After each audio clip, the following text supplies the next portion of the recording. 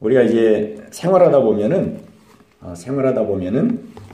우리가 하나님의 그 은혜와 사랑 속에 살면서도 하나님의 은혜와 사랑, 하나님의 사랑, 우리가 하나님의 사랑을 우리가 오해하고 또 이해하지 못할 때가 많이 있습니다.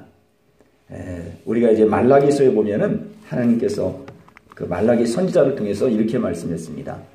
여호와께서 너희를 사랑하였느니라 말하나 너희는 말하기를 여호와께서 어떻게 우리를 사랑하였나이까 하는도다 그랬습니다. 하나님께서는 이스라엘 백성들에게 사랑을 베풀어 주셨는데 이스라엘 백성들은 하나님께서 어떻게 우리를 사랑하였나이까 그렇게 이제 반문을 합니다. 그러니까 하나님은 사랑을 베풀었는데도 이스라엘 백성들은 그 사랑을 이해하지를 못한 거죠. 하나님의 사랑을 깨닫지를 못한 겁니다. 그러니까 부모와 자식 간의 관계에서도 부모가 자식을 위해서 가장 어려서부터 키워서 잔뼈가 굵게 해서 그렇게 다 키워놔서 이제 장성했는데 나중에 이제 자기 마음이 안 된다고 어머니가 나에게 해준 게 뭐 있습니까? 이렇게 이제 반문을 하는 경우들이 많죠. 그렇게 반문하면은 정말 이제 부모의 입장에서는 할 말이 없는 거죠. 어이가 없고 네가 하늘에서 떨어진 것도 아니고 땅에서 쏟아난 것도 아니고 다 낳아서 길러서 이만큼 장성하게 했는데 나에게 해준 것이 뭐가 있느냐 이러면은 어처구니가 없죠. 그러니까 마치 하나님도 그 이스라엘 백성들을 그렇게 애굽에서 종로로 타던 그 이스라엘 백성들을 그 종로로 타는 데서 건져서 하나님께서 인도해서 이제 적과 꿀이는 가나안 땅에 들어가게 하고 하나님께서 그렇게 사랑으로 인도해 가고 있는데도 이스라엘 백성들은 그 사랑을 모르는 겁니다. 그런데 이것이 이제 이스라엘 백성들의 경우뿐만이 아니고 우리도 생활하다 보면은 좋을 때는 우리가 감사가 넘치고 또 찬양이 막 넘칩니다. 일이 잘 풀리고 일이 형통하고 그럴 때는 아주 그 하나님의 사랑하심이 아주 충만하게 느껴집니다. 근데 그러다가도 또 생활 속에서 힘들고 어려운 일을 겪다 보면은 하나님 왜 이러시나? 하나님 왜 이렇게 나를 힘들게 하시나? 왜 또 이렇게 어려움을 주시나? 하면서 우리의 마음속에 원망과 불평의 마음을 갖는 경우들이 참 많습니다. 그런데 그럴 때도 여전히 하나님은 사랑하시는데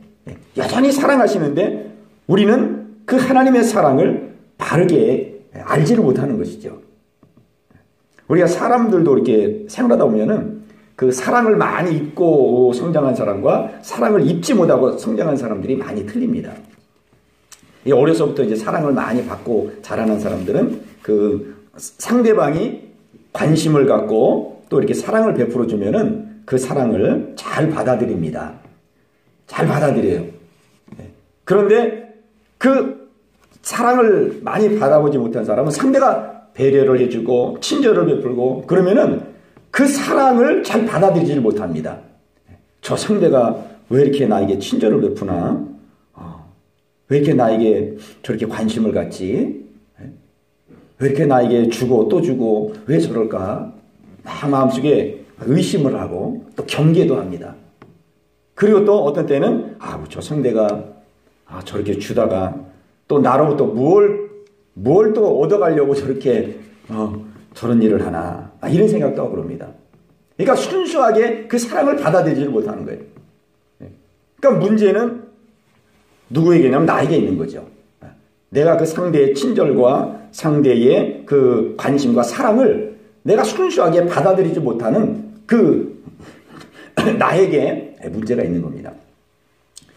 우리가 다 그런 것 같아요. 우리 이스라엘 백성도 맞아요. 우리가 하나님의 사랑을 진정한 사랑을 받아보지를 못해가지고 그냥 우리는 다 세상적인 사랑, 사람끼리의 사랑 그런 그 세상적이고 그 육적인 사랑에 익숙해 있어가지고 하나님의 사랑을 잘 이해를 못하는 겁니다. 이스라엘 백성들을 애굽에서 건져서 이제 하나님께서 광야 40년을 지나게 합니다. 하나님은 그 광야 40년을 통해서 이스라엘 백성들을 훈련하고 연단해서 정말 이스라엘 백성들을 하나님의 백성으로 믿음의 사람으로 반드게 세워가지고 젖과 꿀이 흐르는 땅을 이제 정복해서 누리도록 하기 위해서 그 젖과 꿀이 흐르는 땅을 다 누리고 이제 그 축복을 감당하기 위해서 하나님은 광야 40년을 허락했습니다. 그게 하나님의 마음이고 하나님의 사랑인데 이스라엘 백성들이 그런 사랑을 받아보지를 못해가지고 그런 사랑을 바라보지면 그냥 세상적이고 육적이고 인간적이고 그런 사랑밖에는 모르는 거예요. 그냥 애굽에서 종로로 달 때 먹을 것 많이 주면은 막 좋아하고 좀 편안하게 해주면 좋아하고 막 먹을 것도 안 주고 힘들게 하면은 막 사람들과 다투고 싸우고 일 조금 덜 시키면은 막 즐거워하고 좋아하다가 일도 막 강하게 시키면 또 힘들어하고 그러니까 이런 육적인 그 사랑에 아주 깊이 찌들어 있는 겁니다. 그러니까 하나님의 사랑을 받아보지를 못해가지고 잘 모르는 거예요. 그래서 우리가 생활하다 보면은 우리가 그런 일을 많이 겪습니다. 하나님은 우리의 삶이 평탄하나 힘드나 하나님은 변함이 없습니다. 우리의 삶이 어떻게 변화되든 좋은 일을 만나든 안 좋은 일을 만나든 힘든 일을 만나든 또 평안한 삶을 살든 하나님은 여전히 사랑하시고 변함이 없습니다. 근데 우리 마음이 자꾸 그 하나님의 그 마음을 사랑의 마음을 헤아리지를 못하는 것이죠. 그러니까 내 기준으로 언제나 내 기준 사람 기준으로 하나님의 그 인도하심을 판단을 하는 거예요. 내가 바라는 대로 내가 원하는 대로 일이 되면은 하나님이 나를 사랑한다고 생각하고 내가 바라는 대로 원하는 대로 안 되면은 하나님이 나를 사랑하지 않는다라고 생각하고 그렇게 생각하기 때문에 우리가 생활 속에서 자꾸 하나님은 언제나 변함이 없는데 우리는 그냥 마음이 올라갔다 내려갔다 막 이렇게 하는 거예요. 그래서 우리는 정말 하나님의 사랑은 어떠한 사랑인가? 어떠한 사랑으로 하나님이 우리를 사랑하시는가? 하는 것을 우리는 오늘 말씀을 통해서 함께 상고하고자 합니다. 오늘 여기 본문에 있는 말씀처럼 사랑하는 자여 내 영혼이 잘된 같이 내가 범사에 잘되고 강건하기를 내가 간구하노라. 여기 사도 요한이 그 세 가지를 지금 간구하고 있는데 이 세 가지 중에서 하나님의 가장 큰 사랑, 하나님께서 진정으로 우리에게 주고자 하시는 사랑은 바로 우리의 영혼이 잘 되는 겁니다. 우리의 영혼이 잘 되는 것. 우리의 생명은 결국은 우리의 육에 있는 것이 아니고 우리의 생명은 우리의 영이 있죠. 영이 있기 때문에 우리가 지금 생명이 있는 것이고 하나님이 영을 거둬가시면 우리의 생명은 끝나는 것이죠. 그 영의 생명이 있습니다. 이 영이 있기 때문에 우리 육체가 움직이고 활동을 하는 것이죠.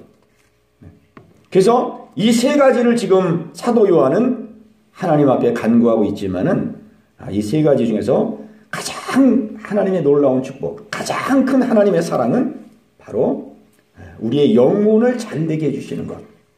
이것이 바로 하나님의 사랑이라는 것입니다. 근데 우리는 이 영혼은 잘 보이지 않기 때문에 우리는 이 영혼이 잘 되는 것보다도 오히려 범사가 잘 되고 강건하기를 더 원하죠. 누구나 다 일반 사람들은 다 그렇습니다. 영혼이 잘 되는 것은 별로 그렇게 크게 여기진 않습니다.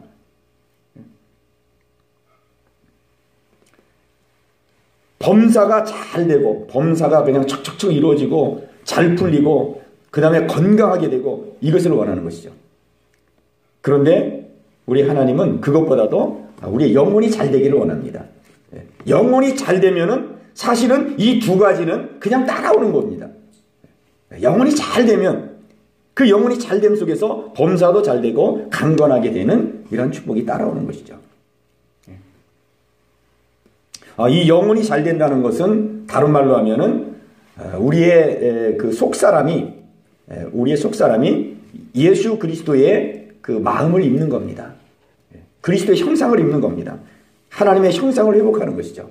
이것이 우리의 삶 속에서 우리가 믿음의 생활 속에서, 믿음의 우리의 여정 속에서 해야 될 최대의 과제입니다.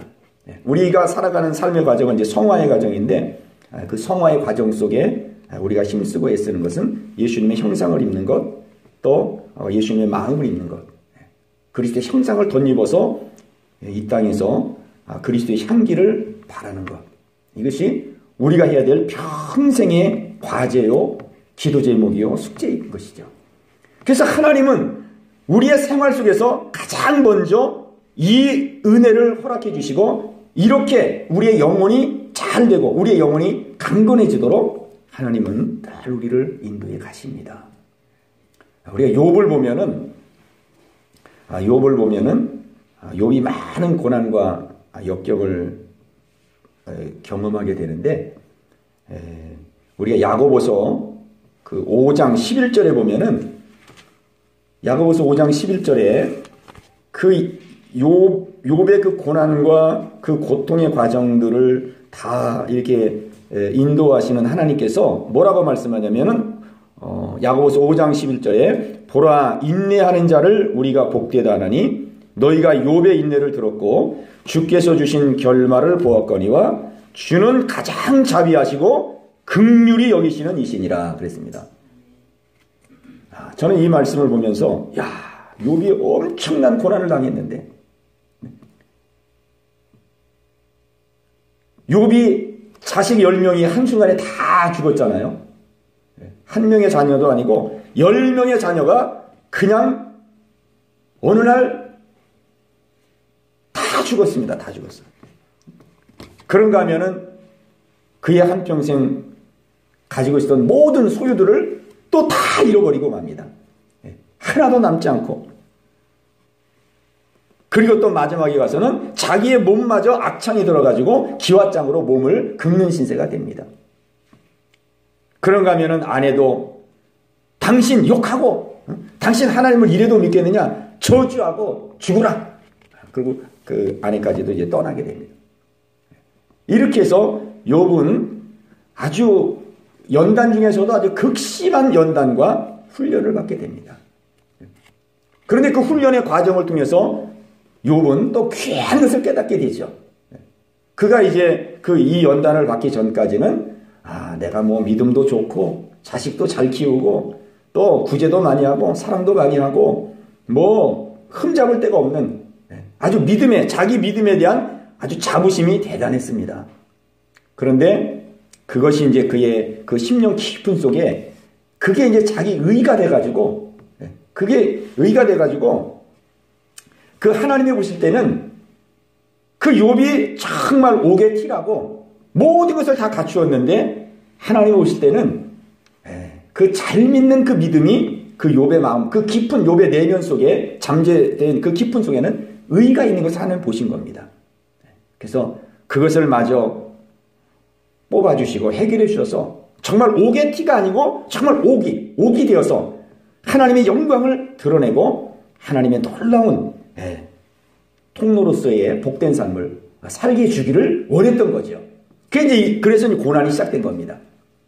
그래서 이제 고난 속에서 욥이 이제 속에 있는 것들이 이제 고난이 처음 시작할 때는 욥이 끄떡도 안 합니다. 욥이요 끄떡도 안 하고 주신 자도 여호와시오 취하신 자도 여호와시니 오직 여호와만 영광을 받기를 원합니다. 내가 벗은문으로 왔으니 벗은문으로 가는 것이 이것이 합당하다. 그러면서 아주 믿음으로 우뚝 서서 조금도 흔들리질 않죠. 근데 이제 언제부터 흔들리게 되냐면은 그 욥의 새 친구가 찾아옵니다. 욥의 새 친구가 찾아와서 이제 새 친구가 욥을 이제 권면하고 책망하고 하나님께서 그냥 벌을 내리시겠느냐? 하나님이 벌을 내리실 때는 뭔가 죄가 있기 때문에 하나님은 벌을 내리시는 분이다. 그러면서 이제 친구들이 돌아가면서 계속 한마디씩 합니다. 근데 이제 그때부터 욥의 마음이 슬슬 이제 불편해지기 시작합니다.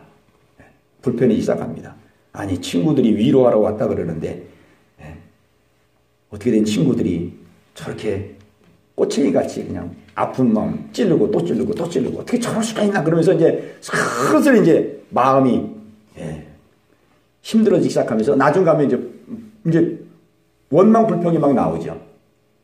내가 차라리 태어났을 때 어머니의 몸에서 태어났을 때 내가 차라리 죽었으면 이런 고통을 안 당할 텐데 어찌 하나님께서 나를 살게 하셔서 이런 고통을 주자. 그래서 막 원망 불평 이제 가면 갈수록 그런 원망 불평들이 계속 나옵니다.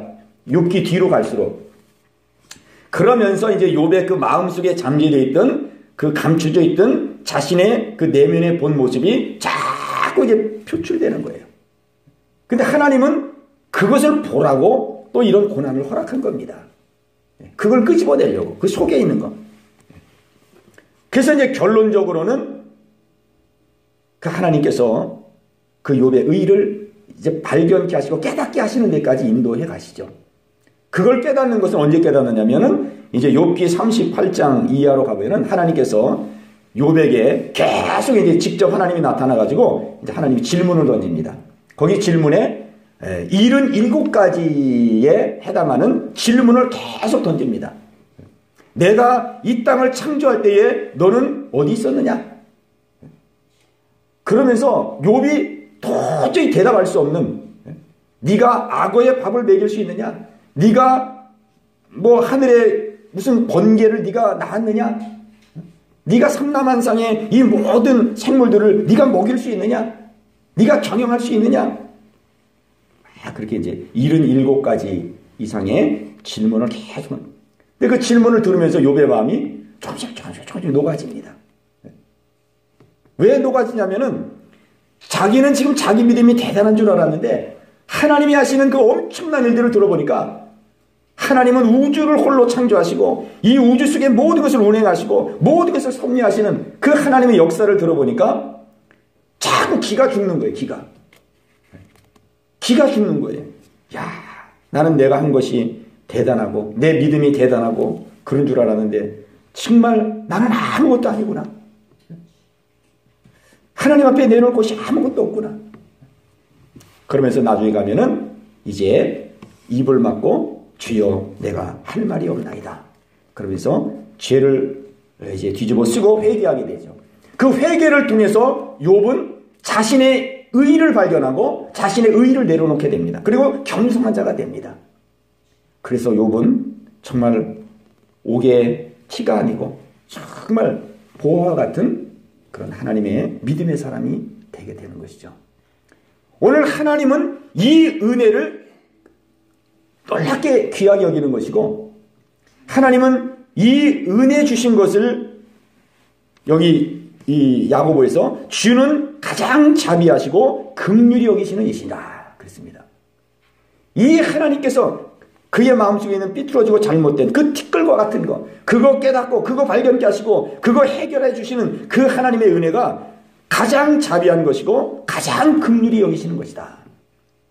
이것을 오늘 성경은 우리에게 하나님의 사랑하심이라고 말씀하고 있습니다. 우리가 생각하면은 욥이 그냥 고통당하고 어려움 당한 거 그거 생각하면은 이렇게 고통을 주셨는데 무슨 하나님이 나를 사랑하시고 이렇게 이런 그 말할 수 없는 괴로움과 이런 아픔 속에서 살도록 하셨는데 무슨 하나님이 나를 사랑하셨느냐. 우리 사람은 그렇게 할 만합니다. 근데 하나님도 그런 걸 모르는 게 아니죠. 다 하나님께서 그 욥의 고난의 과정들을 다 보셨기 때문에 그 아픔과 고난과 눈물과 탄식을 다 보셨죠. 그러나 그럼에도 불구하고 정말로 하나님의 사랑은 그 영혼을 하나님 앞에 보화와 같은 그러한 믿음의 사람으로 세우고 말씀의 사람으로 세우는 것.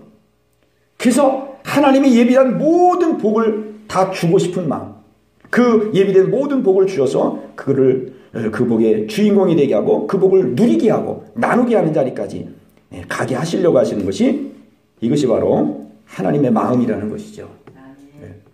그래서 우리가 생각하는 하나님의 사랑과 내가 생각하는 사랑이 다르다는 거죠. 우리는 삶 속에서 힘들고 어려운 일을 겪으면 그 어려운 것에 그냥 마음이 꽂혀가지고 야, 하나님 왜 이렇게 나를 힘들게 할까 어렵게 할까 거기에 딱 매이는데 하나님은 그게 큰 것이 아니고 그것을 통해서라도 네가 변화되고 네가 새롭게 되고 네가 반듯한 사람이 될 때에 나는 내가 가지고 있는 모든 복을 너에게 줄 것이고 그 복을 누리는 자가 되게 할 것이다. 그래서 욥은 해결받고 갑절의 축복을 받게 됩니다. 오늘 우리는 이 말씀을 우리가 보면서 정말 하나님의 사랑하심, 내 영혼이 잘됨 같이 그랬습니다. 내 영혼이 잘됨 같이. 우리의 영혼을 잘되게 하기 위해서 하나님은 지금도 우리의 삶을 인도해가고 있다는 사실을 우리는 꼭 잊지 말아야 되겠습니다. 사랑하는 자여, 내 영혼이 잘됨 같이 내가 범사에 잘되고 그랬습니다. 이 범사에 잘되고는 범사의 그 일들이 잘 풀어지고 넉넉하고 풍요롭고 그런 것도 물론 말하지만은 여기서 범사에 잘된다는 것은 영혼이 잘된 사람은 그 영혼이 강건해진 것만큼 하나님의 사람으로 변화된 것만큼 그 범사가 잘되게 됩니다. 말하자면은 우리가 이제 사도 바울을 보면은 사도 바울은 그 현실에 별로 매이거나 묶이는 그 사람이 아니죠. 사도 바울은 감옥에 가면 감옥이 선교의 현지가 되고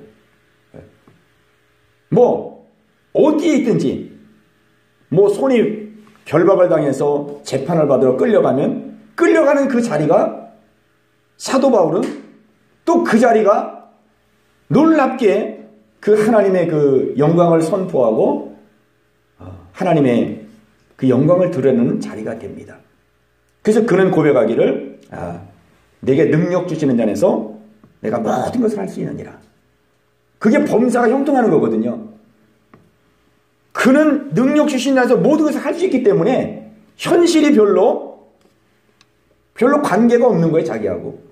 낮은 현실이면 낮은 현실대로, 높은 현실이면 높은 현실, 어려우면 어려운 대로, 쉬우면 쉬운 대로 모든 현실을 다 그 현실을 풀어가고 그 현실을 잘 응용하고 그 현실에서 최고의 작품을 만들어내고 그래서 그는 말하기를 내가 풍부에 처할 줄도 알고 궁핍에 처할 줄도 알아. 풍부와 궁핍의 모든 일체의 비결을 다 배웠노라. 그렇게 고백했습니다. 이것이 영혼이 잘된 사람의 그 삶의 모습입니다. 우리가 하나님의 사람으로 변화되고 하나님의 사람으로 새롭게 되고 하나님의 사람으로 예수 그리스도의 형상을 닮은 것만큼 우리는 하나님의 지혜를 얻게 되고 하나님의 인도를 얻게 되고 하나님의 총명을 얻게 되고 많은 하나님이 주시는 모든 갖가지 은혜와 은사를 가지고 생활하기 때문에 우리가 모든 현실을 풀어나가며 응용하고 활용하고 그 현실을 정말로 아름답게 이뤄나가는 이런 삶이 이루어지게 되는 것이죠. 그래서 우리의 영혼이 날마다 잘 되는 것이 중요하다는 거죠. 근데 우리가 변화되지 않고 하나님의 사람으로 성장하지 않으면은 아무리 좋은 현실이 와도 사실은 감당을 못합니다. 왜냐하면 조금 현실이 좋으면 교만해지고 조금 현실이 어려워지면은 그냥 낙심하고 그러니까 좋은 현실이 와도 결과적으로는 그게 우리에게 복이 안 됩니다. 왜냐하면 내가 신앙적으로 신앙인격적으로 성장이 되어 있지 않기 때문에 그것을 아름답게 쓰지를 못하는 거죠.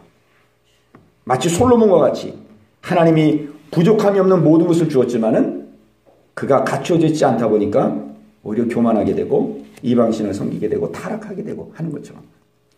그래서 하나님은 내 영혼이 잘된 같이 우리의 영혼을 날마다 잘되게 하고 깨닫게 하고 발견하게 하고 버리게 하고 입게 하고 그래서 예수 그리스도의 형상을 덧입도록 우리를 만들어 가시는데 이것이 하나님의 진정한 사랑이라는 사실입니다.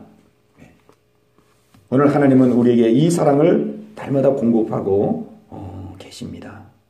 우리가 이제 생활 속에서 또 여러 가지 매일매일 우리는 이런 현실 저런 현실 많은 현실을 우리는 겪으며 생활하고 있는데 이제 중요한 것은 우리가 만나는 현실 속에서 하나님이 또 이런 현실을 통해서 나를 새롭게 하시고 나를 깨우치시고 나를 또 전진하게 하시고 성숙하게 하시고 하나님이 현실 속에서 지금 하나님이 역사하고 계시구나. 우리가 그 사실을 놓치지 않는 겁니다. 그리고 하나님의 사랑을 느끼는 겁니다. 하나님의 사랑을 느끼고 감사하는 겁니다. 감사하고 그 현실을 이기고 나가는 것이죠. 이것이 바로 하나님의 사랑 안에서 사는 축복의 삶인 줄로 믿습니다. 이 은혜가 여러분 모두에게 함께 하시기를 주님의 이름으로 축원합니다.